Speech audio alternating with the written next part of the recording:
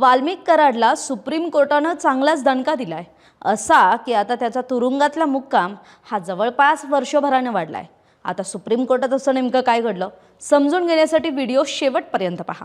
नमस्कार, मी कोमल, सकाळमध्ये आपलं स्वागत। बीड जिल्ह्यातला मस्साजोग गाव आणि या गावचे सरपंच होते संतोष देशमुख। याच संतोष देशमुखांची निर्घृण हत्या करण्यात आली आणि या हत्याकांडानं सबंध महाराष्ट्र हादरला। बीड जिल्ह्याची राज्यातच नाही तर अगदी देशात सुद्धा बदनामी झाली। 2024च्या 9 डिसेंबरला ही दुर्दैवी घटना घडली। पण या घटनेमागचा, या हत्याकांडाचा मास्टरमाइंड कोण होता? तर तो म्हणजे वाल्मिक कराड। हा वाल्मिक कराड खरं तर त्याच्या राजकीय कनेक्शन्समुळे कायम चर्चेत असतो, वादात येतो। त्यातही खास म्हणजे धनंजय मुंडेंशी असलेलं त्याचं कनेक्शन। ते इतकं की याच वाल्मिक कराडमुळे धनंजय मुंडेंना मंत्रिपद गमवावं लागलं, पालकमंत्री पदावर पाणी सोडावं लागलं।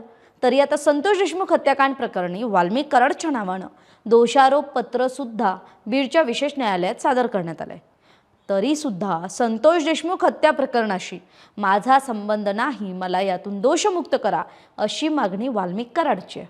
आणि हीच मागणी घेऊन त्याने खरं तर जामिनासाठी सत्र न्यायालयापासून ते आज सर्वोच्च न्यायालयापर्यंत सगळ्या कोर्टांची दारं ठोठावली। आता याची सुरुवात कशी झाली तर बीडच्या विशेष न्यायालयापासून। तिथे त्याचा सर्वात आधी जामीन अर्ज फेटाळला गेला। त्यानंतर तो गेला औरंगाबाद खंडपीठात, तिथेही दिलासा मिळाला नाही। मग मुंबई उच्च न्यायालय, तिथेही निराशा पदरी आली आणि अखेर थेट सर्वोच्च न्यायालयाची पायरी त्यानं चढली। पण आज सर्वोच्च न्यायालयात न्यायमूर्ती MM सुंदरेश यांच्यासमोर वाल्मिक कराडच्या जामीन अर्जावर सुनावणी झाली। मात्र सर्वोच्च न्यायालयानं सुनावणी करण्यासच नकार दिला आणि जामीन अर्ज फेटाळून लावला। यामुळे वाल्मिक कराडला मोठा धक्का बसलाय। सध्या तरी त्याच्या तुरुंगाबाहेर येण्याच्या वाटा या पूर्णपणे बंद झाल्यात असं म्हणता येईल, पण त्यासुद्धा तात्पुरत्या काळासाठी। कारण जर खटल्याची सुनावणी पुढे सरकली नाही, ट्रायलमध्ये विलंब झाला तर वर्षभरानंतर पुन्हा वाल्मिकला जामिनासाठी अर्ज करण्याची संधी मिळेल। पण आताच्या घडीला वाल्मिकला दिलासा मिळालेला नाही। तरी सुप्रीम कोर्टातील आजच्या सुनावणीपूर्वी संतोष देशमुखांचे जे बंधू आहेत धनंजय देशमुख यांनी याबाबत कॅव्हेट दाखल केलं होतं। आमचं म्हणणं सुद्धा न्यायालयासमोर मांडणार असं त्यांनी म्हटलं होतं। मागील 1.5 वर्षांपासून देशमुख कुटुंब आजही न्यायाच्या प्रतीक्षेत असल्याचं त्यांनी म्हटलंय। शिवाय या प्रकरणात कायदेशीर आणि सामाजिक दोन्ही पातळ्यांवर संघर्ष हा देशमुख कुटुंबियांचा सुरूच आहे। आता या हत्याकांडाबाबत सांगायचं झालं तर हे हत्याकांड आधी म्हटल्याप्रमाणे 9 डिसेंबर 2024ला संतोष देशमुखांची हत्या झाली। या हत्याकांडातील जे आरोपी आहेत त्यांच्यावर खरं तर कारवाई वेगानं झाली। 10 डिसेंबर 2024ला जयराम चाटे आणि महेश केदार यांना केज तालुक्यातल्या तांबवा इथून अटक झाली। 12 डिसेंबर 2024ला प्रतीक घुले या तिसऱ्या आरोपीला पुण्यातील रांजण गावातून पकडण्यात आलं। 18 डिसेंबरला विष्णू चाटे बीडमधून ताब्यात आला।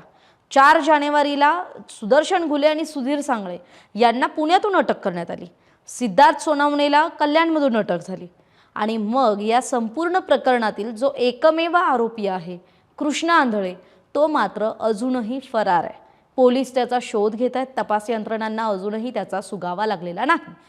एकीकडे संतोष देशमुख हत्या प्रकरणातील फरार आरोपी कृष्णा आंधळे हा पोलिसांच्या दृष्टीनं, तपास यंत्रणांच्या दृष्टीनं जरी फरार असला तरी तो गावात 3 वेळा येऊन गेल्याचा आरोप संतोष देशमुखांचे बंधू धनंजय देशमुखांनी केलाय। विशेष म्हणजे कृष्णा आंधळे हा गावी येऊन गेल्याची माहिती त्यांनी CIDला सुद्धा दिल्याचं सांगितलंय। कृष्णा आंधळे मोबाईल वापरत नाही, मात्र त्याला जेलबंद कसं करायचं याचा विचार गरजेचा आहे।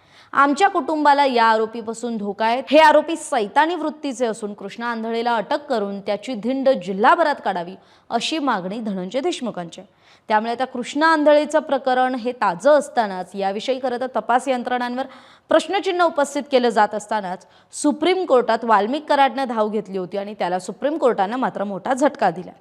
आवादा कंपनीला खंडणी मागितल्याच्या वादातून संतोष देशमुख यांची निर्घृण हत्या करण्यात आल्याचं आरोपपत्रात नमूद करण्यात आलंय।